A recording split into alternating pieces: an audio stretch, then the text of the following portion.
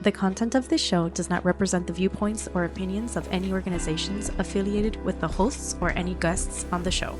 The information discussed in this show is for informational and entertainment purposes only and should not be used as medical advice. Please seek your medical provider for professional advice and medical care. Welcome to the Healthiest Argument podcast, where knowledge meets debate. Hi, I'm Caroline, a first-gen Taiwanese American experienced emergency nurse, now focusing on teaching evidence-based practice and helping nurses professionally develop. Hi, and I'm Christina, a Cuban American, master's prepared family nurse practitioner with a broad variety of experience ranging from bedside to management and much more. Each episode will each represent a topic, research the latest peer-reviewed journals, and battle it out to see who wins the healthiest argument. With that said, let's dive into today's episode and see who will win the healthiest argument. Well, welcome everybody. We'll say hi to the camera. Hi, everybody. Welcome. Thank you for watching and thank you for supporting us in our adventures with this podcast. Absolutely. I'm so excited to have started this podcast with you. Yeah. The pilot was so fun. It was great. It was a learning curve. It definitely was. For those that haven't listened yet, definitely listen to our pilot. And what's the subject? It is actually coffee versus tea. And Christina is team coffee and I am team tea. So please take a listen if you haven't. It's wonderful. Thank you for everybody who gave us some feedback. I know you heard some things from your friends, and I definitely heard a lot too. When we posted the videos on Instagram, TikTok, a lot of people saw that we were holding the mic. So want to give a shout out to our friend, I guess, Dr. Pharmacy Real Estate for his investment in this lovely mic stand. It's wonderful. Yes, yeah, definitely. It's very becoming. Yeah, supportive. Yes. So now we don't hold the mic in our hands. Yeah, little by little we'll upgrade. We're novice podcasters. Thank you for enduring the growing pains. I love it. You know, Caroline, some of the feedback I got from some of my friends and family was they loved hearing our podcast and they really appreciated the reels we were posting, but they really wanted to see us recorded because there's something about our interactions that they found tasteful, as a lot of them know us in person. So, of course. Yeah. So I'm glad we're doing this video. Yeah. Sorry for the bloopers, guys, if any make up. Again, novice editors. Oh, you know what? Can I just say how much support we've gotten from not only our family, but like friends and peers and just a lot of other people who are just interested in logging in, checking us out on YouTube and everywhere else. It's so exciting. Yeah. Giving us comments on their topics, their thoughts, what they want to hear. Yeah. And we definitely encourage you guys to go ahead and keep on doing that. Yeah. So we have some ideas and stuff. Yeah, absolutely. We love to hear your feedback. So just let us know what you're thinking. Of course. Absolutely. So for those that don't know us, let's talk a little bit about how we met. Yeah, it's a great story. We met really early in our emergency career. Mm-hmm. I was actually a graduate nurse at the time, and Christina. Yeah, I was actually a nurse for, I think, already a solid 8 or 9 years as an LPN. And I had been like a year or two into my RN experience by then. And we ended up working in the same emergency department, starting our emergency journey together. It was a very busy emergency department. Super busy. Yeah, always just not a dull moment. I remember we would flip rooms, ambulances would be waiting right outside the room, patients still in the room. Mm-hmm. We had to move really quick because, lots of people to see. Yeah, it really taught us those critical skills. Prioritization. Time management. All the above. Everything. And then there was this one time I remember I had an assignment and I had a really sick patient. He was like teenager, adult age, really sick with, I think, colon cancer. Mm-hmm. He needed a lot of care. And I was knee deep in stuff to do, and I had asked Christina for help. Yeah. And thankfully, I had my assignment nice and tidied up. So I was ready and willing. So yes, I had to do some dressing changes for this patient we had with the cancer.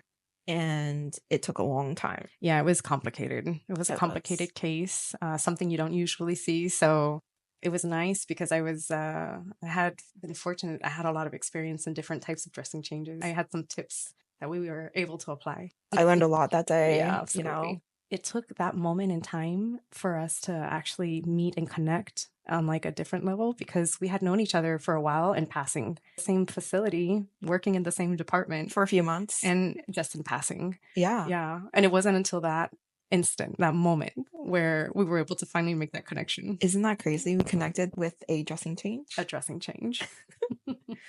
So it's kind of like in nursing school, they say you make friends when you do your first bed bath together. Yes. Right? Your first diaper change. Yes. Pampers, yes. adult briefs. Oh, the adult brief. I apologize. So that's really how we met. We just kind of grew from there. Yeah. Started talking. It was great from that point forward. It was always, there was always something to talk about. Yeah. And something that I really like is that we bring each other up all the time. Mhm. Like if Christina has a goal, I am her cheerleader. And I'm like, you know what? I like that goal too. I think I want to do it with her. Yeah. Let's jump on the same bus. And I think it goes both ways. Absolutely. Yeah. And that's where we are now. Absolutely. Well, it's been great because we've had different desires to grow our careers, and we've just kind of been able to, you know, though they're somewhat different, we've also been able to grow in the same direction, if you will. That's Up. Also, yeah, up. Up and away. It's been great. Yeah. So, you know, that terrible saying that nurses eat their young or whatever, or like the nurses are, I don't know, bullying each other, whatever. I feel like we were able to embody all the things that that stigma doesn't carry. Like, yeah. I think so too. Yeah. For sure. Absolutely. So we do have a little bit of an age difference. I know I'm aging well. Fine wine. And I have a lot of years of experience, but as an LPN. So, but we were able to take that moment and apply it and just really, and let something nice grow from it. Yeah. And that was something that was very blessed with us is at least the kind of cohort we started with, we really, really helped each other. We weren't really afraid to ask. And the majority of our staff was really welcoming and easy to talk to. And our providers, for the most part, were super, super nice, eager to teach us and really come, you know, and ask us to come in and show us things that we didn't see. And I think that really helped propel our career and gave us the confidence as new novice emergency department nurses to really excel in the emergency department. Absolutely. I think it's great when you have people around you that are, you know, they're giving you the space to be vocal enough so you feel comfortable. You won't make mistakes that way. It just really sets the tone for like a healthy, you know, a healthy department, a healthy work setting. I agree. Yeah. Well, not many people see that nowadays. So it's really great that we started that way. Well, what I love also about that is that it really does pour into our patient care, direct positive outcomes for our patients. So I think that's really great. Probably most important. When you see the team generally working together and really bouncing off ideas, it's really where the magic happens. Yeah, 100%. Okay. So one of the reasons why we really wanted to do this podcast was because of all the pish posh patty whack stuff that you see on social media.